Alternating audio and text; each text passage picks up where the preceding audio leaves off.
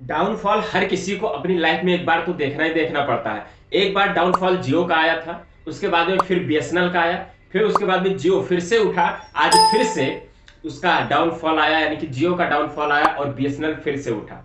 आज समझते हैं थोड़ा सा एक एनालिसिस करके, शॉर्ट एनालिसिस करके, कि जियो की कितनी गलतियां थी और कौन सी उसके पास में अपॉर्चुनिटी थी और मार्केट की ऐसी कौन सी थ्रेड थी जो वो पकड़ नहीं पाया, जिसके लिए बीएसएनएल तैयार बैठा हुआ था।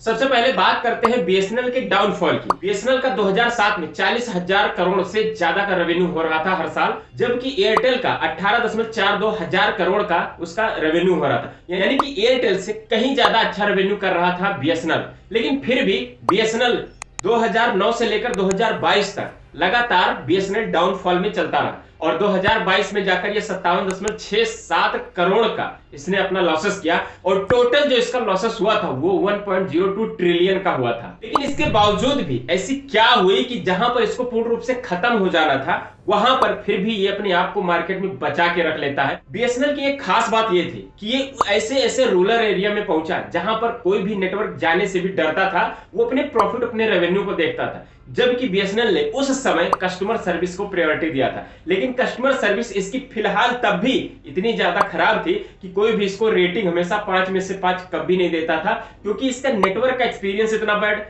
नेट का एक्सपीरियंस इतना बैड, हर वजह से वो उस समय परेशान होता था। यहां तक कि टैरिफ प्लान से भी बीएसएनएल के लोग परेशान रहा करते थे और प्राइस वार इसका एक मेजर इशू बना, जिसकी वजह से बीएसएनएल का डाउनफॉल शुरू हुआ। बीएसएनएल के ऐसे बहुत से रीजन है जिसकी वजह से इसका डाउनफॉल हुआ। जब दुनिया तेजी से आगे बढ़ रही थी उस समय बीएसएनएल अपने डिसीजंस को लेने में बहुत स्लो था और जिस समय अदर टेलीकॉम सेक्टर अपने इक्विपमेंट पर ध्यान देकर उसको अपडेट करने में लगी थी, उस समय ये अपडेट करने में बीएसएनएल फेलियर रहा और गवर्नमेंट का इंटरफेरेंस इसने हमेशा से अनचेक किया था। और बीएसएनएल का एक सबसे बड़ा रीजन ये भी बना जो इसका हाई एम्प्लॉय कॉस्ट था।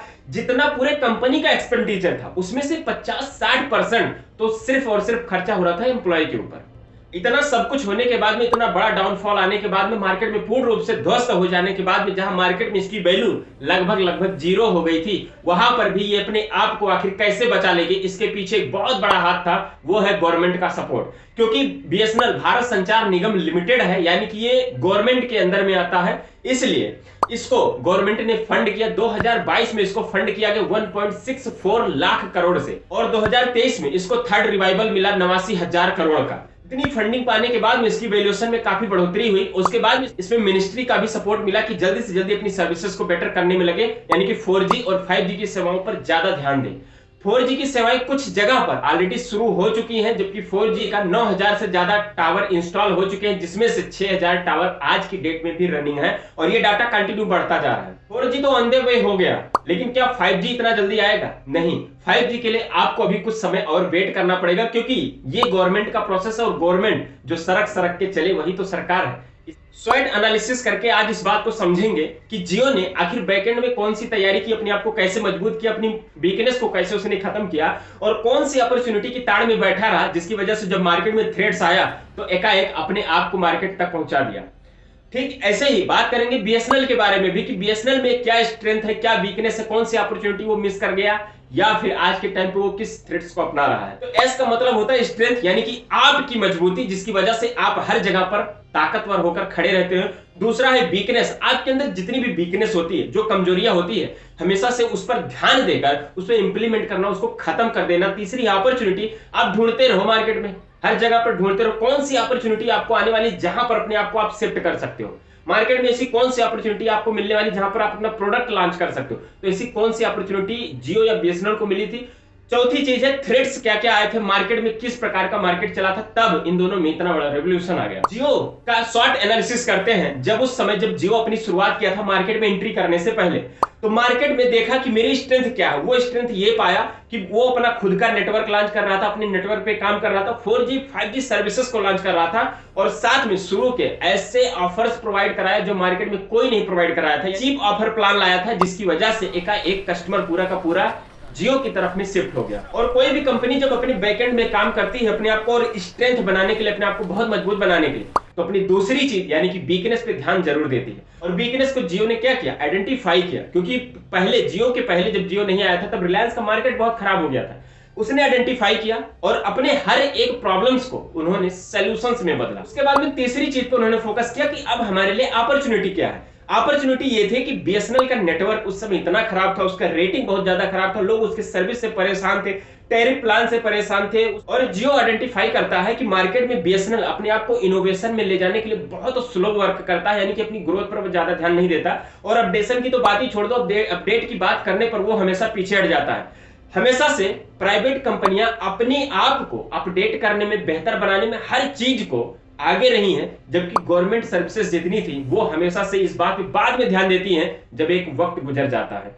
जियो को मार्केट में एक थ्रेड मिला कि हर कस्टमर परेशान हो चुका है, वो दूसरे मार्केट की तरफ शिफ्ट होना चाहता है, दूसरी सर्विस लेना चाहता है। मार्केट का कस्टमर एक नई टेक्नोलॉजी चाहता है जिसमें वो नेटवर्क का इशू ना उसको झेलना पड़े, प्लान जितनी भी टैरिफ्स आती है उसमें उसको प्रॉब्लम ना झेलनी पड़े, इंटरनेट का जो इशू था जिसमें वो फास्टेस्ट इंटरनेट का एक्सपीरियंस करना चाहता था, उसका प्रॉब्लम उसको फेस ना करना पड़े। ऐसे थ्रेड्स मिले किसको? जियो को, ताकि वो अपने आप को लॉन्च कर सके और लोवेस्ट प्राइस में, साथ में 4G के साथ में, फ्री सर्विसेज के साथ में बिल्कुल पूरे इंडिया में छा गया। और देखते ही देखते पूरा का पूरा कस्टमर बेस जियो की तरफ शिफ्ट हो गया। क्यों? एक कस्टमर के लिए जितनी सारी एक्सपेक्टेशन थी, जो उम्मीद कर रहा था, वो सारी की सारी उसको जियो में मिल रही थी।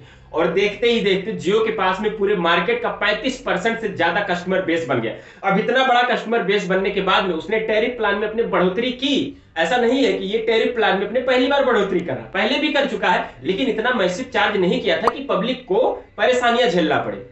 अब इतने बड़े कस्टमर बेस से डायरेक्ट 10% की जहां पर बढ़ोतरी उन्होंने अपने रिचार्जेस में किया। क्या सोचे थे मोटा भाई कि अपने बेटे की शादी में जितना पैसा खर्च कर रहे हैं वो सब कुछ पब्लिक से वसूल लेंगे। अब जब आपके पास में पब्लिक ही नहीं रहेगी तो आप क्या करेंगे?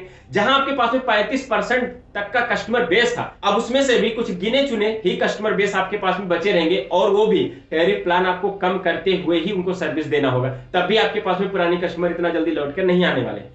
और जब मार्केट में बहुत तेजी से जियो चल रहा था तो शॉर्ट एनालिसिस समझ लीजिए कि बीएसएनएल भी कर रहा था, यानी कि अपनी सर्विस को धीरे धीरे बेटर कर रहा था। उसकी जो स्ट्रेंथ ये थी कि वो इतने रूरल एरिया में भी जाकर सर्विस प्रोवाइड करा रहा था जहां पर इतनी बड़ी बड़ी टेलीकॉम कंपनी भी नहीं पहुंच पाई थी। तो इसका फायदा उसको जरूर मिला।